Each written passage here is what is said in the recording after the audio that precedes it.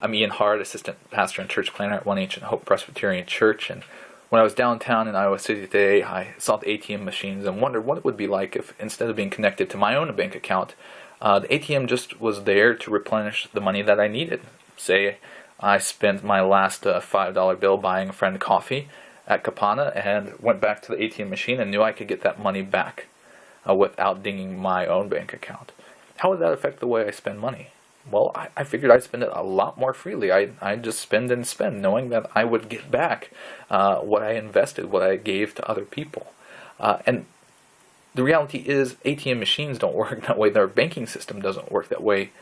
But the Christian life does. Last week at One Ancient Hope, we looked at 1 Corinthians 15 and the hope of the resurrection. Pastor Langer preached on the fact that the resurrection means that we have real direction and real hope because Christ raised from the dead, victorious over sin and death. And that means that our Christian lives have purpose and meaning, and what we do as Christians has meaning because we know the end of the story, that Jesus who rose from the dead will come again and his people will be raised to be with him to enjoy God forever. And that impacts what we can do now with what we have, with our money, with our time, with our affections. We can spend these things freely because we're not worried about getting them back. Because we won't in this life. And that's not what generosity is about getting things back. But we can spend freely knowing that we're provided for in Christ.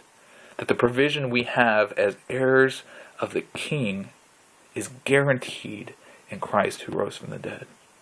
So would you join us this week as we explore in our worship service 1 Corinthians 16 as Paul lays out for the Corinthian church what resurrection generosity looks like.